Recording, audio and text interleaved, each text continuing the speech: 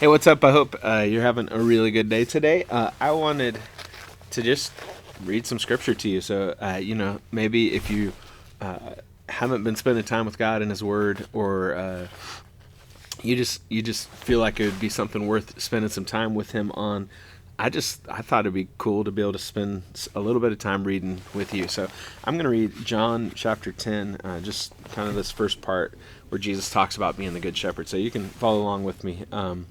John 10, starting in verse 1. Jesus says, "Truly I tell you, anyone who does not enter the sheep pen by the gate, but climbs in some other way is a thief and a robber. The one who enters by the gate is the shepherd of the sheep. The gatekeeper opens it for him, and the sheep hear his voice. He calls his own sheep by name, and he leads them out. When he has brought all his own outside, he goes ahead of them. The sheep follow him because they know his voice." In verse 3 there, I actually put a box around that he calls his own sheep by name and he leads them out, because I don't know about you, but man, for me, I can just get worn down in this life. I can get tired of having to make decisions and tired of having problems that I'm having to deal with, and people that are upset, there's just a million different things all the time. And for me, as I read that today, this morning, that he calls his own sheep by name and he leads them out, that really spoke to my soul, because there are so many times where I just feel like I'm in this thing all alone, I don't know if you feel that way too. I don't know if that's a common thing or not, but that's something that I feel a lot. And to know that I'm not alone, that he knows me and he calls me by my name. He knows my name and he calls my name and he leads me out. I actually just stopped while I was reading that and I just prayed, and I was like, Jesus, is that really true? Do you really know my name? Do you really lead me out? And I just sat with him for a little bit and I just engaged with him a little bit on that. And I would encourage you to do that. You could pause this video and even just take some time to just ask him. He is a real present God, and he really loves you, and he really wants to answer those kinds of prayers. So what if you just paused the video for a moment and you just said, Jesus, do you know my name? Jesus, do you want to lead me? And you just let him lead you a little bit. Then in verse 4, it says this: "When he's brought all his own outside, he goes ahead of them. The sheep follow him because they know his voice." And again, for me, it has taken years for me to really be conscious enough to listen and to know it's his voice. But for me, the way that I always know it's his voice is he's always calling me to stuff that Kent by himself would never do. I wouldn't give money away to a single mom that I'm watching check out groceries and doesn't have enough money and is having to put stuff back. I am not the kind of guy naturally who would help that person. But I will feel God regularly call me to do things like that. And I know it's his voice. And he says that his sheep follow him. And so it's important for you and I to learn to distinguish and to discern Jesus' voice, because his voice, when he calls you, is the voice that you need to be listening to, nobody else's voice. Listen to what he's going to say.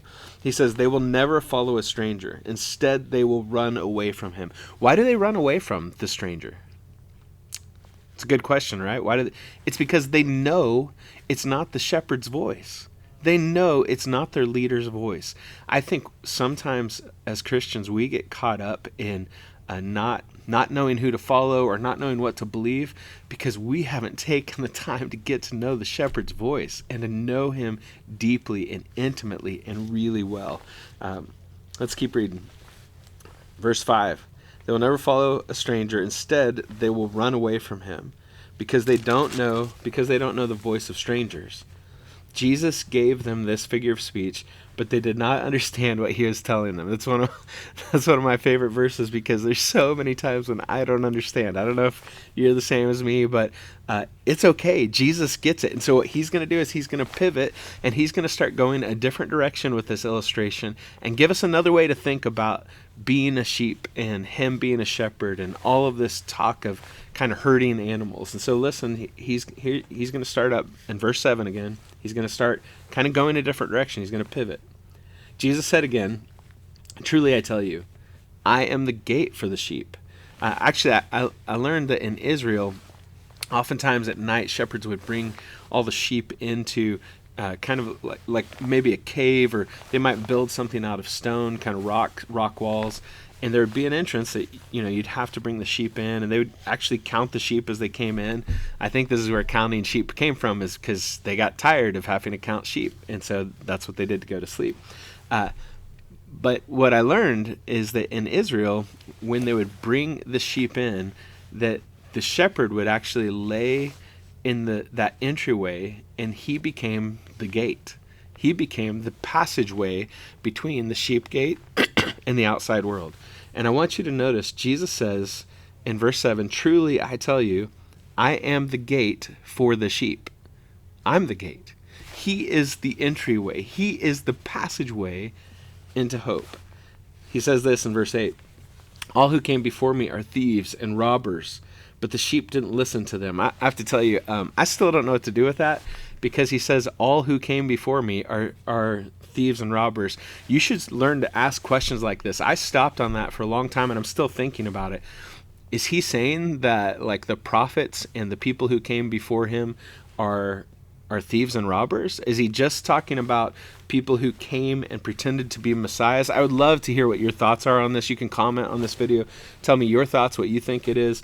But it really struck me. I was like, I don't know what exactly he's talking about there. I still don't really know. I have a feeling it's probably about the people who claim to be messianic figures. If you don't know, around the time that Jesus lived, there were tons of people who were coming and claiming to be messiahs, or people would say that is the Messiah. They tried to do this with John the Baptist. They asked him, and he said, "No, I'm not the Messiah." And so I have a feeling that's what Jesus is talking about, that these people are the thieves and robbers. But I don't know. I do know that it's really vital for you to understand that the only gate into the sheep pen is to go through Jesus. It's not through some joker who gets angry and yells, or somebody who says, if you don't do it my way, if you don't follow exactly what I'm saying, you're not getting in. That person is probably trying to put you through some ropes and some hoops that Jesus didn't intend to. He is the only gate. He's the gate, nothing else. Let's keep reading. He says, "I am the gate. If anyone enters by," this is verse 9, "if anyone enters by me, he will be saved, and will come in and go out and find pasture." Earlier when I read this, I really did stop here for a little bit, and I'm still kind of messed up from it, because I've just been struggling. That's just the reality of being a pastor, a person. Like, it's not even just being a pastor, it's just being a person. And I read Jesus saying, if anyone enters by me, he will be saved. They will come in and they will go out, and this was the part that got me, and they will find pasture. And I just sat there for a long time, because the way that I've been living my life lately has been going from thing to thing and doing and doing and doing, and it hasn't felt like I've been finding a lot of pasture in my life.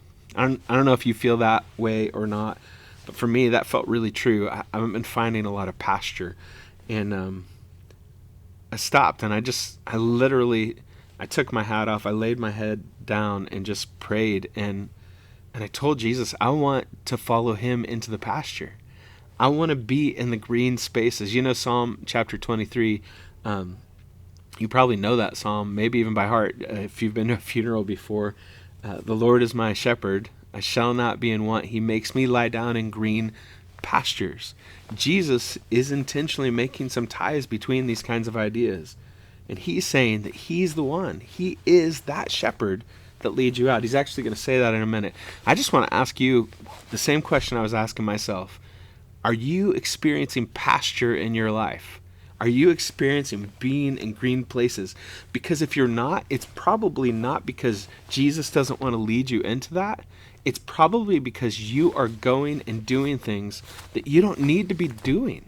You're worried about being successful. You're worried about making every single person happy. You're worried about all these things, and you're trying to make everything happen. And that's just not what Jesus needs from you. What he needs is you. And when you walk behind the shepherd and you follow the shepherd, he'll lead you into pasture. And it is going to feel weird to everybody else, because everybody else isn't living for the pasture. They're not living for the shepherd. But you and I can live different. Anyway, that super challenged me. I don't know if it challenges you or not. Verse 10, a thief comes only to steal and kill and destroy. Um, Jesus was talking about thieves earlier, and he is now. Some translations say the thief comes. Most people apply this towards Jesus or Satan, not Jesus. They apply it towards Satan, and Satan definitely is a thief. But what Jesus is saying is, he's saying any thief, people who it could be a person who is acting under the influence of the satanic and the demonic, but at the end and at its core, what a thief comes to do is they come to steal, they come to kill, and they come to destroy. This is actually a huge piece of how I know when I'm under spiritual warfare, is I ask myself, is what I'm experiencing, is the fruit of it that I feel like something's being stolen from me? Maybe your joy, maybe your joy is being stolen from you. Maybe a sense of peace is being stolen from you. I ask myself, does something feel like death here? Is something being killed? Like, do I feel like everything is hopeless? Do I feel like there's nothing that can restore me? Do I feel like there's no place that I can go? I'll also ask myself is around this, because it's the thief comes to steal, kill, and destroy. And I'll look, are relationships being destroyed? Is my heart being destroyed some way? Is my relationship with God that maybe used to be on fire, has it taken a U-turn and it's going a totally different way, and what I used to have that had been built up is being destroyed? If that's the case, you, my friend, are in the middle of deep spiritual warfare, and you need to stand against that, and you need to fight it, because the thief, what he comes to do is to steal, kill, and destroy. Listen to what Jesus is about to say, because this is the antidote. The antidote to all of that is to go to the place where you find this. He says at the second half of verse 10, I have come so that they may have life and have it in abundance. I have come that they may have life and have it in abundance. Like, Jesus wants you to experience real, full, abundant life, the kind of life that changes and transforms everything. He has come for that. And it again kind of goes back to that, like, am I experiencing pasture in my life? Because if you're not experiencing that, if you're not experiencing the abundant life of Jesus, please don't think this means everything is going to be perfect. Please don't think this means you're not going to have challenges and things aren't going to be hard. It is that your ability to move past the temporal, the stuff that we are all dealing with that exists in time and space, when you're able to move past that and place your heart and your hope fully on the eternal, on Jesus, you start to find a life that's abundant and full. And for me, when I'm not feeling that, I don't feel guilty about it. I don't beat myself up over it. What I do is I turn my heart back to the guy who can give it to me. Turn your heart back to Jesus. He can give you that full, abundant life. Let's keep reading. We're almost done. I'm not going to read all of chapter 10. We're just going to read parts of it. I am the good shepherd, he says. The good shepherd. Man, there's so much in this. You should go back and read John chapter 10 and underline every time Jesus says, I am, I am, I am. This is actually the name that God gives to Moses in the desert when he's at the burning bush. Moses says, who should I tell people sent me? And God says, you tell them, I am that I am sent you. I am that I am. And Jesus, over and over and over again in the Gospel of John, says, I am. It's actually, he gets in big trouble for this later on, or I think it's actually in John chapter 8, where he'll say, the Pharisees will be talking about Abraham and how they're Abraham's children, and he'll say, before Abraham was, I am. And they know Jesus is claiming to be Yahweh God at that moment. And they literally pick up stones to stone him, because what they hear him saying is, I am the God that was in the bush talking to Moses. Mind blowing. All right, so here we go. I am the good shepherd. That was a freebie, all right? I am the good shepherd. The good shepherd lays down his life for the sheep. The hired hand, since he is not the shepherd and doesn't own the sheep, leaves them and runs away when he sees the wolf coming. The wolf then snatches and scatters them. This happens because he is a hired hand and doesn't care about the sheep. I struggle with that passage because I'm a pastor, and I know that I'm kind of a hired hand. I am somebody who gets paid to do this, and I'm somebody who gets paid to watch the sheep that Jesus owns. And one of the things, it could be kind of feel like a condemnation, like, boy, the hired hand, they scatter the moment the wolf comes. They don't stick around. They won't be there. He even says, it's kind of harsh. He says this happens because he's a hired hand and he doesn't care about the sheep. I think Jesus is trying to make a point, not about pastors or spiritual leaders, although for me, I do think about this a lot. Do I have the same heart that the shepherd has for his sheep? Right? He is specifically talking to these people in Israel who right now do have Pharisees and Sadducees and these religious leaders who don't care about the people's heart. Jesus will say things like they'll tie heavy burdens up on people's back, things that they're not willing to carry themselves. And I try to learn from all that as a leader. You should be around a leader who's trying to learn that kind of stuff, who's trying to not be that type of leader, who's trying to lead like the shepherd. But I need you to know this. At the end of the day, the thing that is encouraging to me about that is that there is a good shepherd who loves you. And even if I were to run away, he never will. He will always be there. And that's what I remember when I first came to Jesus, and I'd been a Christian maybe for a couple of years. I was with my youth pastor who I loved. Dan was his name, is his name. Super great guy. Loves Jesus like crazy still. I remember we just sat around this fire pit, and I turned to Dan and I said, Dan, you can't ever leave. Like, I said, I don't know how I'll keep growing close to Jesus if you're not here. And Dan, like that, turned to me and he said, you don't need me, you need Jesus. You don't need me, you need Jesus. And I'm telling you, that blew my mind, because I had been looking at him as my source to get to Jesus, and I'd kind of made him the shepherd in my life. He was just a hired hand. Jesus is the good shepherd. If you are the kind of person who puts pastors on a pedestal, you need to stop. I'm just Kent. I tell people all the time, just call me Kent, because I'm nothing special. And anybody who's trying to build themselves up and puff themselves up so that you think they're special, they're just a hired hand. Remind yourself of that. They're just a hired hand. And the thing that's encouraging to me about this is that Jesus doesn't need me.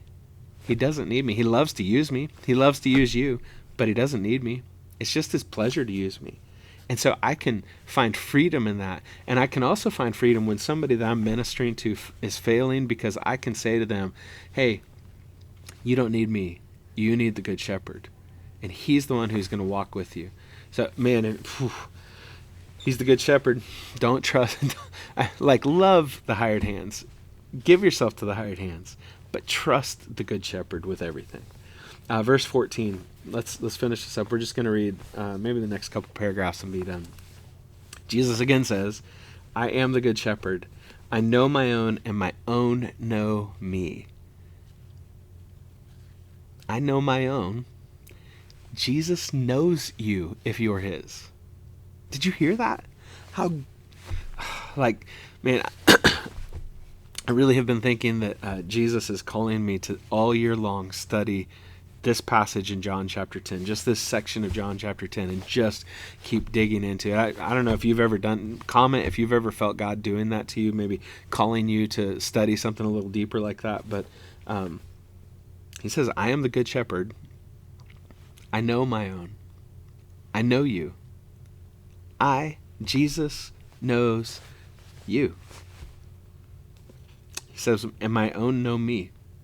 It's so beautiful, isn't it? Like, he knows you, and you get to know him. You get to know the God of the universe. It's why he came, to bring salvation to your soul, to free you from the burden and the enslavement that sin had put you under, the death sentence that it had over you. He came to free you from that, to give you life eternal. And why did he do it? Because he wants to know you. Remember the story of Adam and Eve? When Adam and Eve eat the fruit from the garden, and they eat of the tree of the knowledge of good and evil, right? Good and evil, it's literally like what's right and wrong. And what the reason they're eating from that is because Satan has lied to them and tempted them and said, you can be God too. He knows that if you eat from that tree, you're going to become like him. And what they thought is, it's literally, the temptation was, you can become the master of your own destiny.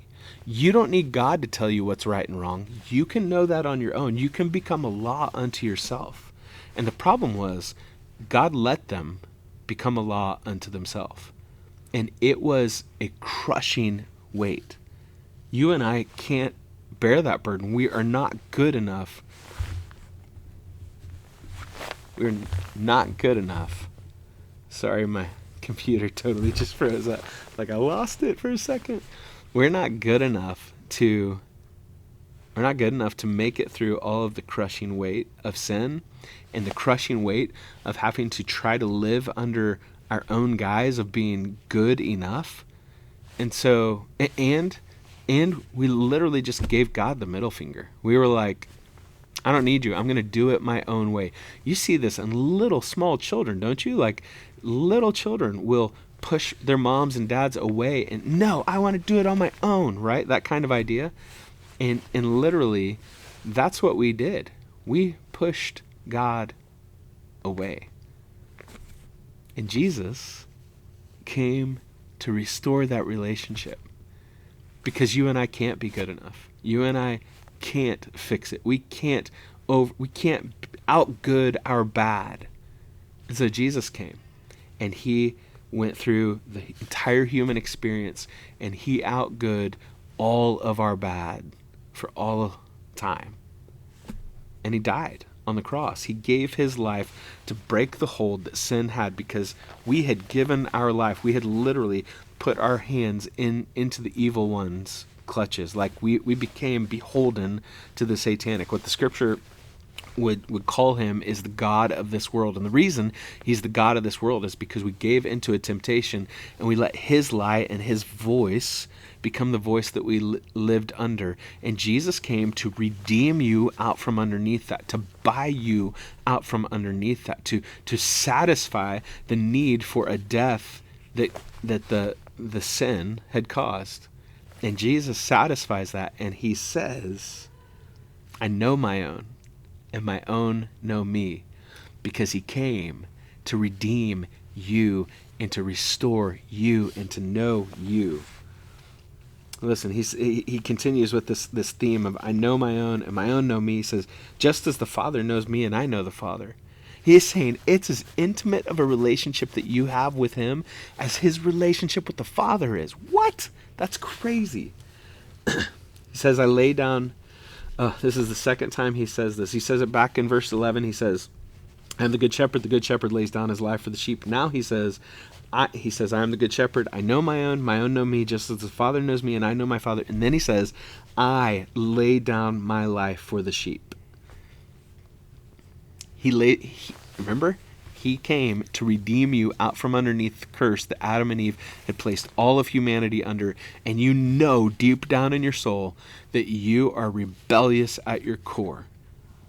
You want to do things your own way. It's why we all struggle when we're not in control of the situation. Because at our core, we want to control everything. We want to be God. Verse 16. But I have other sheep that are not from the sheep pen. He's talking about you and I. He's talking about the Gentiles. He's talking about people who are not Jewish people. He came for the sheep of Israel. But he's saying there are sheep that are outside of the sheep pen, and I came for them too. And he says, I must bring them also, and they will listen to my voice. Like, he knows you. You get to listen to his voice. Then he says, then there will be one flock, one shepherd. This is why I never really like it when pastors try to steal from other churches. I don't personally try to do that as a pastor because we are one flock. We have one shepherd. If you're going to another church and you're engaged in the body of Christ somewhere, praise God. Like, you don't need to come to my church, right? Like, I want to steal from the sheep pen of the world. I want to steal from people who are far from God, who don't know Jesus, haven't learned to hear his voice. I want those people to come in and to find out that they get to be a part of his sheep pen. Don't you? Like, are you praying for people in your world like that? People who are far from Jesus? Maybe comment. Who are you praying for? What ways do you pray for them? I'd love to have you comment about that. Verse 17, this is why the Father loves me, because I lay down my life so that I may take it up again. Jesus is prophesying his death and resurrection even here. This is why the Father loves me. The Father loves him because he gives himself for us. Because I lay down my life so that I may take it up again. No one takes it from me, but I lay it down on my own. I have the right to lay it down, and I have the right to take it up again. I have received this command from my Father.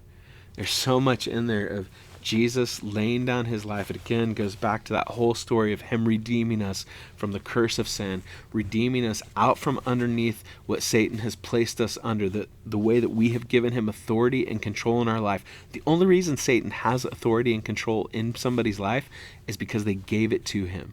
And this is you giving your authority to the one who doesn't tempt you and trick you into a different kind of life, but the one who lays down his life to give you his own life. And literally, when you accept Jesus, what you are doing is transferring the authority that you've given to somebody from the authority you've given to Satan to the authority that you now give to Jesus. That is so powerful. If you would learn to live in that, and the reason we do it is because of this, because he lays down his life for you. He gives his life for you. I want you to hear this part. I'm going to end after this.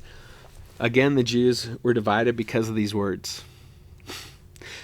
Did you know that Jesus divides oftentimes with his words? We read them and everybody goes, ooh, that's so good. But Jesus is dividing because these religious leaders, they're hearing him. And you know what they're hearing? They're hearing him say things like, you're hired hands and you run away when the wolf comes. Listen, he says many of them were saying this. He has a demon and he's crazy. They're literally, it's like a PR battle. They're like trying to push him out, and they're getting on top of it and trying to get him so that people won't listen to him. They're calling him crazy. You call him names. That's what you do, don't you? These people say this. He has a demon and he's crazy. Why do you listen to him? Others were saying, these aren't the words of someone who is demon possessed. Can a demon open the eyes of the blind? And I guess I want to just close with this question, because Jesus' words divided people. And I think the problem in our day and age is that people just hear him and they don't do anything with him. Like in the book of Revelation, Jesus calls out the church of Laodicea and he says, I wish that you were either hot or cold, but you're just lukewarm. And I just want to puke because of that. And I wonder sometimes if Jesus wouldn't prefer us to like either be for him or against him. Stop being lukewarm. So, like, I'm speaking to myself right now. Like, stop just going along with the flow. Get close to the shepherd of your soul who loves you and who wants to give you green pastures and take you to places you've never been before. He wants to speak things into your soul that you've never had spoken into your soul before. What would happen if you started to, like, divide on this? Go one way or the other. Like, I hope that you'll go the way of submitting your soul to Jesus and growing deep with him, and that you'll have paused this video several times and just put your head down in prayer and just be like, Jesus, I need you. Jesus, I want to go deeper with you. Jesus, I want to know you. But I think he's just as tired of people being lukewarm about him as he is of anybody who, at least the people who were divided, knew where they stood. Like, they had made a decision. So what's the decision you're going to make? I hope that it's the decision to follow the Good Shepherd. And I hope this was good for you.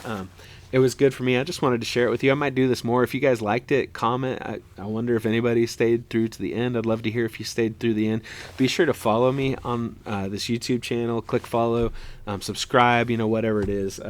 I'm not like a YouTube guru or anything, but I do love Jesus, and I think I maybe start sharing more of this kind of stuff. So if you think that would be good, I'd love to hear from you. Yeah, hey, I love you guys, and I'm praying for you, and I hope you have a really great day. And I hope John chapter 10 challenged you today.